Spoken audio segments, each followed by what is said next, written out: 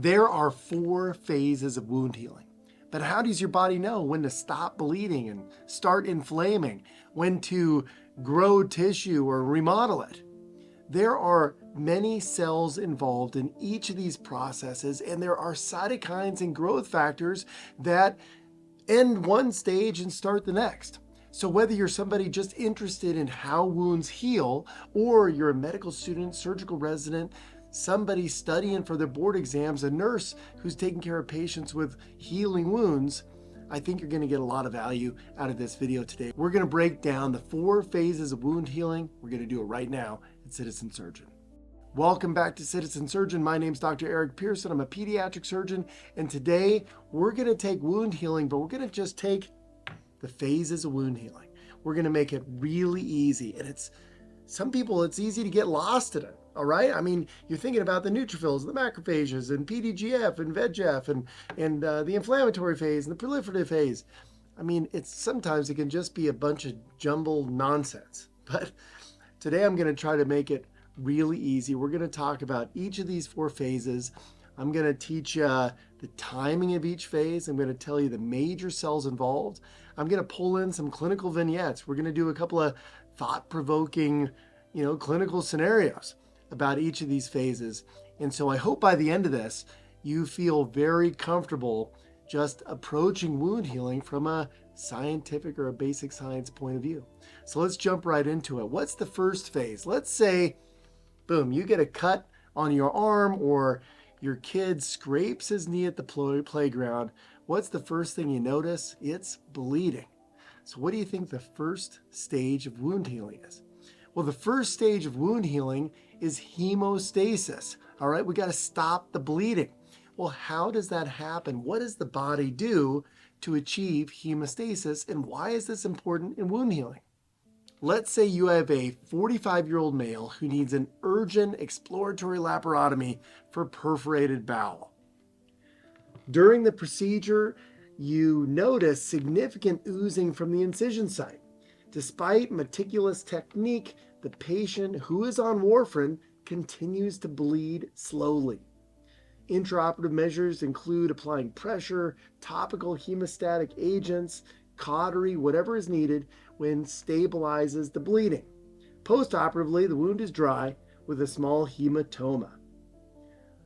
Let's consider these questions. What phase of wound healing is predominant in the intraoperative and early postoperative parts of surgery? How does warfarin complicate this phase? And what hemostatic processes are affected by warfarin? And then finally, most importantly, is how can hemostatic processes significantly impact wound healing? Okay, well, let's get into this hemostasis phase. So what happens first? Well, we get vasoconstriction. Why do we get vasoconstriction? Well, there are a few reasons. So when a vessel is injured, endothelin, thromboxane A2, and even sympathetic nerve fibers contribute to vasoconstriction to limit bleeding. And this is just transient, so we can slow down the blood flow and get formation of our platelet plug. Well, how does that happen? When we get exposed collagen, we get exposed and release of von Willebrand's factor. Platelets then adhere to that, and then they change their shape. When they change their shape, they're activated, they release prothrombotic factors, and then we start to get fibrinogen bridges. These bind to that GP2B3A receptor, and that creates that soft fibrinogen plug. We then get release of tissue factor, activation of the intrinsic and extrinsic coagulation cascades. I got a great video on the coagulation cascades right here. Check that out. And then we get formation of our stable fibrin clot. Okay, and that's our blood clot that's going to limit bleeding, and that's the first phase of wound healing. Well, why is it the phase of wound healing at all? Why isn't it just separate? It seems like, well, you just stop the bleeding and then you do wound healing. What does bleeding have to do with wound healing? The reason hemostasis is important in wound healing is because it's more than just stopping bleeding. It is initiating inflammation. It is recruiting cells, and it is creating a sterile barrier. So that's the beginning The platelet plug itself begins to secrete a bunch of different growth factors. So platelet-derived growth factor, vascular endothelial growth factor, transforming growth factor. There are a ton of these. So you can check out this table right here, and this will give you an idea of what each of these do for the phases of wound healing. So check this out. So PDGF, or platelet-derived growth factor, recruits neutrophils, macrophages, fibroblasts. These are going to be important in that inflammatory and proliferative phase of wound healing that's coming up. Transforming growth factor beta. So that promotes fibroblasts, it hemostasis, collagen synthesis. It modulates inflammation and scar formation. Vascular endothelial growth factor, that stimulates angiogenesis, so we need new blood vessels in the wound bed. Epidermal growth factor stimulates keratinocyte and fibroblast proliferation, so we get re-epithelialization over the wound. Fibroblast growth factor, FGF, that stimulates fibroblast proliferation, angiogenesis, and again, extracellular membrane deposition. And then finally, insulin-like growth factor 1, that promotes cell survival, fibroblast proliferation, and keratinocyte migration, again, to help with re-epithelialization. And so understanding hemostasis is really important, not only with that abrasion or that laceration and what's beginning the wound healing process, but also it takes us to this clinical vignette. And when we're on blood thinners or agents that modulate hemostasis, could they have an impact with future wound healing? The answer to that is yes. So go back to our clinical vignette. Check this out. Look at the questions. So what phase is primary in intraoperative and in the early postoperative? Well, that's the hemostasis phase. Why might warfarin complicate this phase of wound healing, the hemostasis phase? Well, warfarin is a vitamin K antagonist. What coagulation factors are dependent on vitamin K? Well, factors 2, factors 7, factors 9, factors 10. So if we inhibit those factors, we are going to have trouble with that extrinsic coagulation cascade, all right? And so we may have increased bleeding. If we get a hematoma, we're going to have delayed wound healing. A hematoma is a bad scaffold for inflammatory and proliferative cells. It also can harbor debris and increase the risk of infection. So blood thinners can complicate the phases of wound healing by impacting this hemostasis phase. And that's the first phase of wound healing, lasting just minutes to hours. What is the next phase of wound healing? Beginning just hours or that first day into the wound healing process is the inflammatory phase of wound healing. Now, what are the goals of this phase? Well, number 1 is to clear pathogens. Number 2 is to clear debris. And then number 3 is to initiate the repair cascade. All right, well, how do we do this? We talked about all of those growth factors that are secreted by the platelet plug, and this happens after an injury. So those growth factors are going to lead to cell recruitment. Well, what is the most remarkable cell of the inflammatory phase of wound healing? Before I get to that, the number 3 comes up. Well, why does the number 3 come up? The number 3 comes up because there are 3 important cells that you gotta know. And let's start with the most important one, and that is the neutrophil. So what does the neutrophil do? So the neutrophil is in the first 24 to 48 hours, and it is a first responder cell. It's important in phagocytosis, so that leads to clearance of debris and clearance of that wound. It releases reactive oxygen species as well as proteases to further sterilize and clean that wound. In addition, neutrophils secrete cytokines, interleukin-1, TNF-alpha, that leads to that initial inflammatory cascade. And it's important to know that they begin to decline after about 3 days or 72 hours. Well, what's the next most important cell? The next most important cell is the macrophage. Now, the macrophage, remember, comes from the monocyte. These begin a couple of days into wound healing. They peak at 72 hours. Why is that really important. I want you to think about that, okay? Well, macrophages, they also participate in phagocytosis to clear the wound of debris and pathogen. They also have growth factor secretion, cytokine secretion. They stimulate fibroblasts both in recruitment and in action. And when we break down macrophages, we see that there are M1 type and M2 type macrophages, and we're going to talk about those in a little bit. So why is that peak at 72 hours so important? Well, when we do delayed closure, so delayed primary closure of a wound, we do that at 3 days. Why do we do that at 3 days? We do that at 3 days because in a wound, that's the highest concentration of macrophages, the highest potential for clearing debris and sterilizing the wound. So if we do a delayed primary closure, or DPC, at 3 days, we do that because we understand the science of wound healing and what cell is going to be most predominant in the wound at that time period. So science, bedside, bench to bedside, it works, all right? And the third cell. What's the third cell? Well, that is the mast cell. Well, the mast cell secretes histamine. So what? What does this have to do with wound healing? Well, histamine is a vasodilator. It's going to open up those blood vessels, allow more cells to be recruited to that healing wound bed, and also increasing permeability so cells can get through that endothelial layer and begin healing, and also help release cytokines. So mast cells are the third most important cell when it comes to this inflammatory phase. So what are the three cells? We got the neutrophil. That's in the first day, first 24 hours, is the predominant inflammatory cell. Monocyte to macrophage, 72 hours, critically important. And then the mast cell is another cell that helps in the wound's healing process. Now, how does the inflammatory phase relate to the proliferative phase? Well, this is all due to growth factors, and growth factors secreted by specific cells, those cells being neutrophils, macrophages, and mast cells. So what growth factors are there? What does this look like? Well, we have PDGF. Those are secreted by platelets and macrophages, and that directs chemostasis of fibroblasts to the wound. Transforming growth factor beta, we talked about that, from platelets and macrophages, promotes fibroblast activation and ECM proliferation. Okay, we also have FGF2, macrophages and fibroblasts, enhances fibroblast proliferation and migration.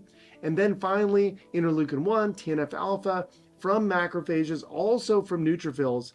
It upregulates adhesion molecules and supports cell recruitment. So one phase leads to the other because of growth factors secreted by those predominant cells in each phase, the platelets and hemostasis, the neutrophils, macrophages, and mast cells in the inflammatory phase. And then that takes us to the next phase. But before that, clinical vignette.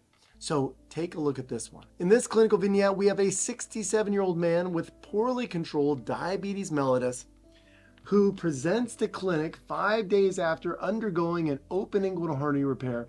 On exam, the wound is dry, very mild surrounding erythema, no fluctuance. He's afebrile.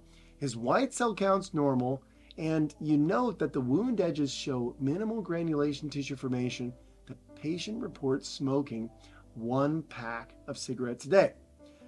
We take some tissue samples, and they show appropriate hemostasis. No infection was noted at the time. You're concerned that his wound healing might be delayed. Which of the following impairments most likely explains the delayed transition to the proliferative phase in this patient? Is it decreased platelet activation, impaired neutrophil migration, reduced macrophage function, or defective collagen cross-linking? Well, the answer is reduced macrophage function. And it's well known in patients with uncontrolled type 2 diabetes that it has a profound effect on decreasing macrophage function. If we decrease macrophage function, not only are we going to get impaired clearance of the wound, impaired sterilization of the wound, we're going to get impaired fibroblast recruitment, impaired fibroblast activation, and of course, impaired wound healing. So this is just one factor which contributes to poor wound healing in patients with diabetes. We also have to think of comorbid conditions like peripheral vascular disease or neuropathy in these patients, which can also lead to poor wound healing. So what's the next phase of wound healing? Well, the next phase is the proliferative phase. Now, this begins at day 4, lasts till about day 21, okay? So the longest phase so far. Well, what are the goals of the proliferative phase? Well, the goals of the proliferative phase are we need granulation tissue formation. We want reepithelialization. We want angiogenesis or blood vessel formation in the wound. And of course, we also want wound contraction.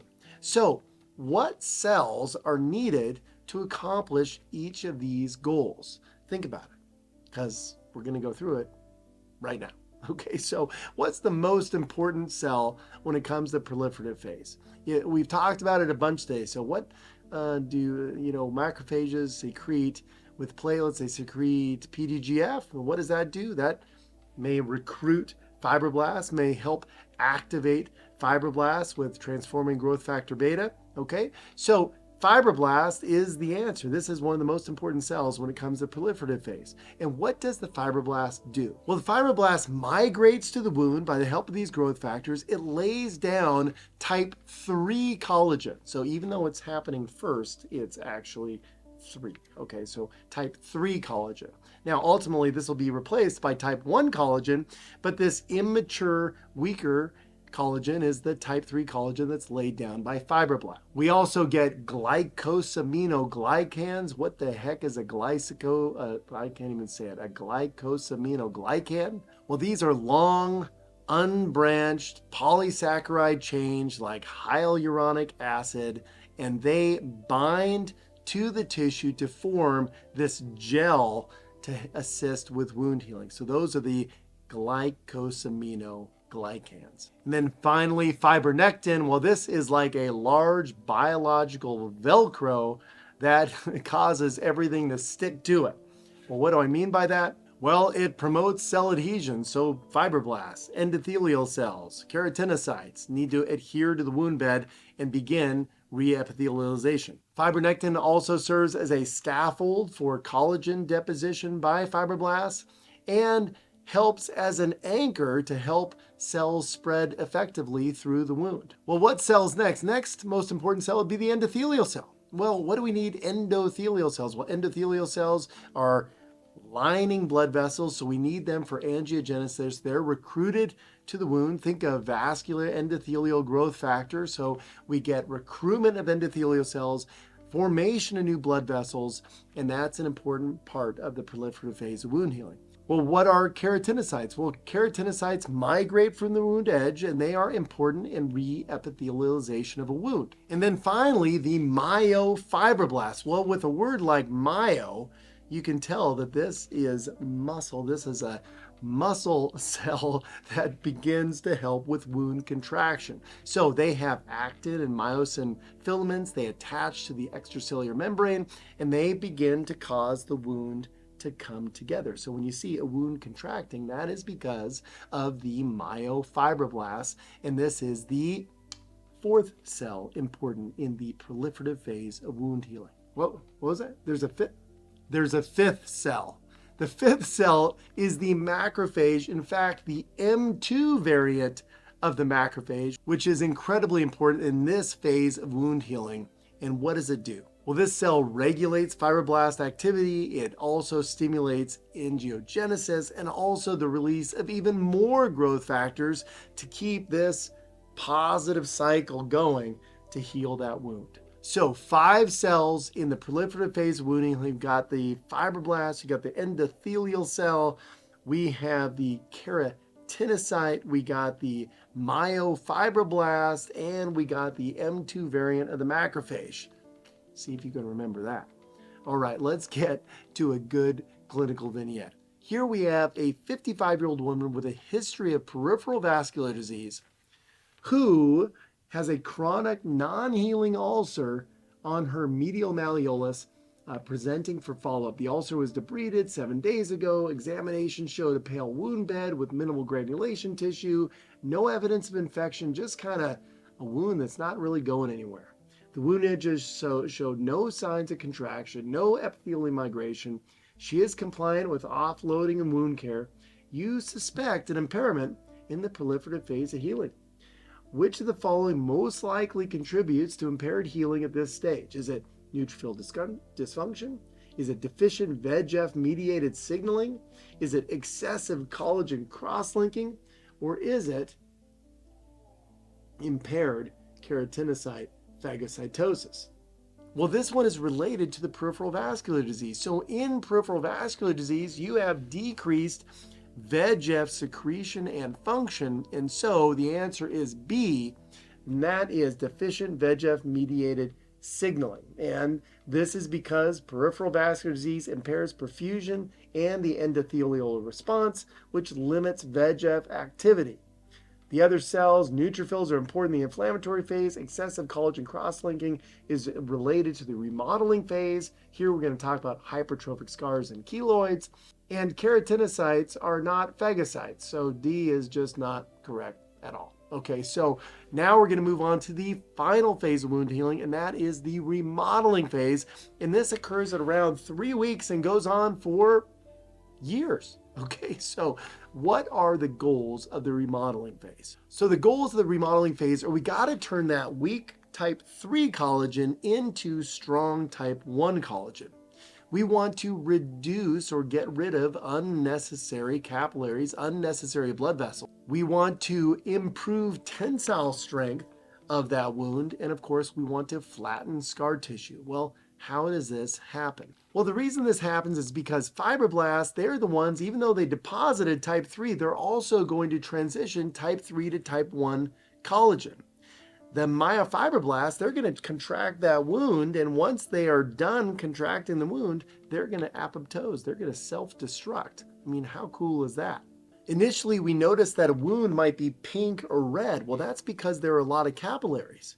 Well, over time, those endothelial cells that are not needed anymore, they also undergo apoptosis, and what you'll notice is that the redness and the pinkness in a wound begins to go away and the scar becomes more pale. That's a sign of the remodeling phase. How are macrophages involved? Well, they secrete matrix metalloproteinases. Man, I said that a lot in the wound healing lectures. You can find those right up here. What are the local factors that are important in wound healing? That one is a great video. So macrophages secrete MMPs, and these are important in the remodeling process. And then, of course, keratinocytes finalize reepithelialization if it's not already complete. So these are all kind of goals and processes that are happening in this fourth phase, the remodeling phase. Now, one question we talked about, we need to improve tensile strength. Well, that's happening as type 3 collagen is being converted to type 1 collagen. Well, we can see in this graph here that tensile strength is very low. Let's say 15% at 1 week. That goes up to about 30% at 3 weeks, and then only maxes out at about 80% after 8 to 12 weeks. Okay, so it is incredibly important to know that a scar is never going to go back to its normal strength. It's going to be strong, about 80% of normal tensile strength, and it's going to take 8 to 12 weeks to get there, but it's really only going to achieve that 80%. So today we talked about wound healing. We talked about the 4 stages. What are they? They are hemostasis, inflammatory phase. I almost messed that up. The proliferative phase and the remodeling phase. We got some important cells. So in the hemostasis phase, I would say the most important cell is the platelet. And then a bunch of growth factors. We talked about those. You can screenshot that table. I think that's important to understand. We then have the inflammatory phase. We got the neutrophil there. We got the monocyte, the macrophage, and the mast cell. All right, those kick off more growth factors. And that leads us to the proliferative phase. And we got 5 cells there. We got the fibroblast, the endothelial cell, the keratinocyte, the myofibroblast, and then finally the M2 macrophage. And then the 4th phase would be the remodeling phase. Fibroblasts are critical here because they're going to change that type 3 to type 1 collagen.